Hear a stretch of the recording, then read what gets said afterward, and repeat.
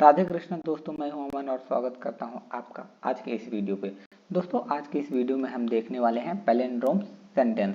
ये क्वेश्चन काफ़ी इजी है और ये एक वेरिएशन है किसका, पैलिंड्रोम स्ट्रिंग का।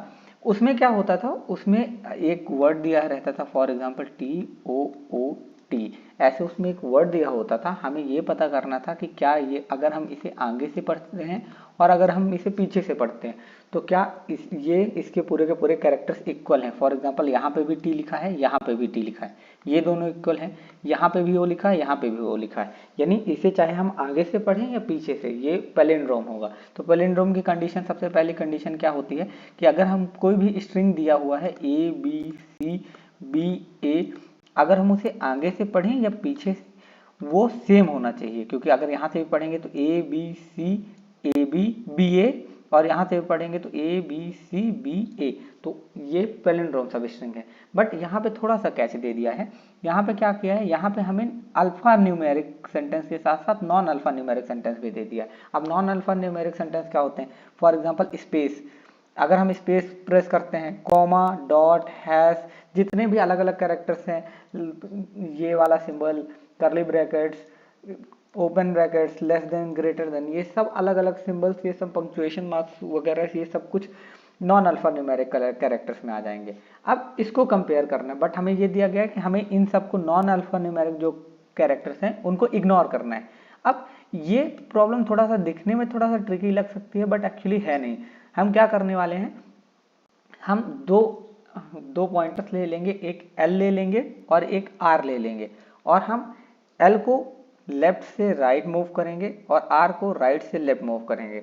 और ये हम तब तक मूव करेंगे जब तक L छोटा है R से, और जैसे ही L छोटा नहीं रहता है, अगर L बराबर भी हो जाता है R के, तो वो कौन सी कंडीशन होगी, अगर कंसिडर करिए मैं यहाँ पे हूँ, अगर मेरा L और R दोनों यहाँ पे हैं, तो इस कंडीशन में हमेशा मेरी ये कंडीशन ट्रू होगी। क्योंकि अगर एक ही कैरेक्टर है तो एक कैरेक्टर हमेशा पैलिंड्रोम ही होगा, उसे चाहे आप पीछे से पढ़ें या फिर आगे से।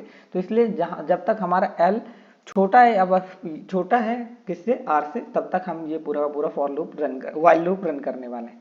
अब यहाँ पे हम क्या करेंगे, जब भी हमें अल्फा न्यूमेरिक मिलेगा, या तो अल्फाबेट्स मिलेंगे या तो न्यूमेरिक यानी 0 और 1 2 इस तरीके की वैल्यू मिलेगी, तो हम कंपेयर करेंगे। अदरवाइज हम L को इंक्रीज करते रहेंगे, कब तक, जब तक हमें कोई अल्फा न्यूमेरिक वैल्यू नहीं मिल जाती, और R को डिक्रीज करते रहेंगे तब तक जब तक हमें कोई अल्फा न्यूमेरिक वैल्यू नहीं मिल जाती। और जैसे ही हमें कोई अल्फा न्यूमेरिक वैल्यू मिलेगी तभी हम कंपेयर करेंगे।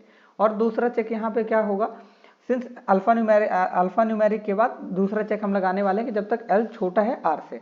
अब एक और कंडीशन यहाँ पे बनती है, फॉर एग्जांपल लोअर और अपर केस, कंसीडर करिए यहाँ पे कैपिटल ए ना देके स्मॉल ए दे दिया होता, तो इस कंडीशन में भी ये पैलिंड्रोम है। क्यों, क्योंकि ये भी ए लिखा है, ये भी ए लिखा है, तो हमें ये वाली कंडीशन भी चेक करके रखनी पड़ेगी कि अगर हमें कैपिटल दिया हुआ है तो हम वो भी कंडीशन बना पाएं। तो चलिए अभी नॉर्मल मैं अभी आपको समझा देता हूँ कि कैसे हम कंपेयर करने वाले हैं। उसके बाद कोड की हेल्प से हम समझाएंगे कि पूरा का पूरा अगर कैपिटल है, स्मॉल है, तो हम वो वाली कंडीशन कैसे यूटिलाइज करने वाले हैं। तो सबसे पहले L और R हमारा यहाँ था। L और R दोनों अल्फा न्यूमेरिक कैरेक्टर हैं, क्या ये दोनों बराबर हैं, हाँ। तो मैं क्या करूँगा, मैं L को एक पोजीशन से इंक्रीमेंट करूँगा, L को एक पोजीशन से इंक्रीमेंट करूँगा और R को एक पोजीशन से डिक्रीमेंट करूँगा। उसके बाद क्या ये दोनों बराबर हैं, जी हाँ बराबर हैं, तो L यहाँ चला आएगा और R यहाँ चला आएगा। क्या ये दोनों बराबर हैं, जी हाँ बराबर हैं, तो L यहाँ चला आएगा और R यहाँ चला आएगा। अब इस बार यहाँ पे स्पेस है, और मैंने क्या बोला था, अगर अल्फा न्यूमेरिक कैरेक्टर नहीं है तो जब तक हमें अल्फा न्यूमेरिक कैरेक्टर नहीं मिल जाता तब तक हम उसे आगे बढ़ाते रहेंगे। यानी यहाँ पे अगर स्पेस है तो हम इसको एक पोजीशन और आगे ले जाएंगे और L को यहाँ पहुँचा देंगे। अब यहाँ पे भी देखें तो यहाँ पे भी स्पेस है, तो जब तक हमें अल्फा न्यूमेरिक कैरेक्टर नहीं मिल जाता तब तक हम R को डिक्रीमेंट करते रहेंगे। हमें नेक्स्ट स्टेप में मिल गया। अब क्या ये 0 और ये 0 बराबर है, जी हाँ बराबर है, तो अब क्या करेंगे, हम L को एक पोजीशन और आगे से और R को एक पोजीशन और पीछे भेज देंगे। क्या ये दोनों वैल्यूज बराबर हैं, जी हाँ बराबर हैं, तो L यहाँ चला जाएगा और R यहाँ चला जाएगा। अब इस इटरेशन में हम देखते हैं कि L जो है हमारा वो एक अल्फा न्यूमेरिक कैरेक्टर है, लेकिन जो R है हमारा वो अल्फा न्यूमेरिक कैरेक्टर नहीं है, तो इसे तब तक डिक्रीमेंट करेंगे जब तक ये अल्फा न्यूमेरिक कैरेक्टर मिल नहीं जाता। तो क्या ये अल्फा न्यूमेरिक कैरेक्टर है, स्पेस नहीं, क्या हैश अल्फा न्यूमेरिक कैरेक्टर है? नहीं। क्या ये अल्फा न्यूमेरिक कैरेक्टर है? नहीं। क्या डॉट अल्फा न्यूमेरिक कैरेक्टर है? नहीं। क्या ये वाला डॉट अल्फा न्यूमेरिक कैरेक्टर है? नहीं। लेकिन क्या ये 2 अल्फा न्यूमेरिक कैरेक्टर है? हाँ। तो हम अपने आर को यहाँ तक वो ला के रख देंगे। अब क्योंकि ये हमारे लूप के अंदर ही हुआ है तो ये वाली कंडीशन भी एक बार चेक हो जाएगी। क्या हमारा L और R इक्वल है? हाँ, L और R इक्वल है। तो इस बार क्या करेंगे, इस बार हम L को एक पोजीशन आगे यानी यहाँ पे मूव करा देंगे, ये हमारा L यहाँ चला जाएगा और R एक पोजीशन पीछे। क्या इस कंडीशन में हमारा L छोटा है R से? नहीं, इस कंडीशन में नहीं छोटा है। तो ये कंडीशन क्या कर जाएगी, ये वाइल लूप से ब्रेक कर जाएगी और फाइनली हमें ट्रू रिटर्न हो जाएगा। और अगर कहीं पे भी अगर ऐसा होता, कंसिडर करिए, मान लीजिए जब हमारा L यहाँ था और हमारा R यहाँ था, यहाँ 0 की जगह 9 हो जाता तो हम डायरेक्टली यहीं से फॉल्स रिटर्न कर देते, हम इसके आगे चेक भी नहीं करते, क्योंकि एक कैरेक्टर अगर नहीं मिला तो कन्फर्म हमारा जो स्ट्रिंग दिया हुआ है या फिर जो सेंटेंस दिया हुआ है वो कन्फर्म अल्फा न्यूमेरिक नहीं होगा। अब कोड की हेल्प से समझते हैं। सबसे पहले L को हमने 0 पे रखा और R को कहाँ पे रखा हमने, n-1 पे। n-1 क्योंकि इंडेक्सिंग 0 से स्टार्ट होती है। अब जो हमने पहली कंडीशन बताई थी कि जब तक L छोटा है R से तब तक ही लूप रन करना। दूसरी कंडीशन, अगर L स्पेस है यानी अगर S ऑफ L पे स्पेस है या तो फिर वो अल्फा न्यूमेरिक कैरेक्टर नहीं है तो, और तीसरी कंडीशन क्या है, L छोटा होना चाहिए R से। ये नहीं कि हम इंक्रीमेंट करते करते L और R की लिमिट ही क्रॉस कर दें, यानी L को क्या कर दें, R से बड़ा कर दें, L को इधर मूव करा दें और R हमारा इधर हो जाए, तो ये नहीं होना चाहिए। तब तक हमें क्या करना है, तब तक हमें L को इंक्रीमेंट करते रहना है। यानी अगर L हमारा अल्फा न्यूमेरिक कैरेक्टर नहीं है और हमारा L छोटा है R से तो हम L को इंक्रीमेंट करते रहेंगे। दूसरी कंडीशन, अगर हमारा R अल्फा न्यूमेरिक कैरेक्टर नहीं है और R अगर स्पेस है या फिर अल्फा न्यूमेरिक कैरेक्टर नहीं है तो हम क्या करते रहेंगे, R को डिक्रीमेंट करते रहेंगे। लेकिन कब तक, जब तक R बड़ा है L से, यानी ये दोनों कंडीशन वही है, बस लिखने का तरीका अलग अलग है। उसके बाद जो मैं बोल रहा था कि मैं आपको कोड्स की हेल्प से समझाऊंगा कि मैं अपर और लोअर केस कैसे हैंडल कर रहा था। तो लोअर केस हैंडल करने के लिए मैंने एक टू लोअर करके फंक्शन होता है C++ में।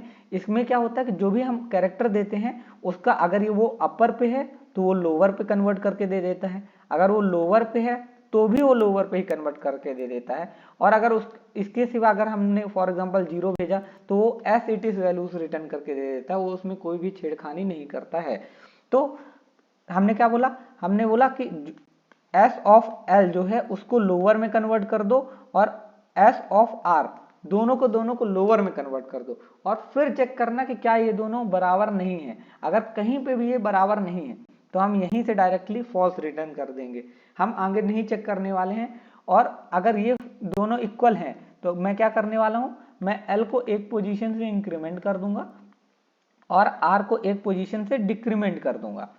और जब मेरा पूरा का पूरा ये लूप चल चुका होगा, फॉर एग्जांपल जैसे हमने ये वाला इस वाले एग्जांपल में देखा था, ये वाला लूप पूरा चल चुका था और हमारा जो L था वो यहाँ आ गया था और जो हमारा R था वो यहाँ आ गया था, तो उस कंडीशन में हमने जैसे ही L और R एक दूसरे को क्रॉस करते हैं तो उस कंडीशन में हम ऑटोमेटिकली पता कर लेते हैं कि ये पूरा का पूरा जो स्ट्रिंग था वो एक पैलिंड्रोमिक स्ट्रिंग थी। तो उस कंडीशन में हम क्या रिटर्न कर देते हैं, ट्रू रिटर्न कर देते हैं। अगर इसकी टाइम और स्पेस कॉम्प्लेक्सिटी की बात की जाए तो टाइम कॉम्प्लेक्सिटी इसकी आएगी ऑर्डर ऑफ n। क्यों, क्योंकि हम पूरा का पूरा स्ट्रिंग ही ट्रैवर्स कर रहे हैं। हालांकि ओवरऑल n/2 क्योंकि एक इटरेशन में हम 2 एलिमेंट्स ट्रैवल कर रहे हैं, बट ओवरऑल जो टाइम कॉम्प्लेक्सिटी मानी जाती है वो ऑर्डर ऑफ n मानी जाएगी। और अगर स्पेस कॉम्प्लेक्सिटी की बात की जाए तो ऑर्डर ऑफ n, क्योंकि हम कोई भी एक्स्ट्रा स्पेस नहीं ले रहे हैं, हमने इनबिल्ट स्पेस यूज की है और वेरिएबल्स स्टोर करने के लिए L और R वेरिएबल बनाए हैं, बट ये कांस्टेंट स्पेस लेते हैं। दोस्तों, आपको हमारा एक्सप्लेनेशन कैसा लगा? अगर अच्छा लगा हो तो कृपया लाइक, सब्सक्राइब और शेयर करना ना भूलें। Thank you.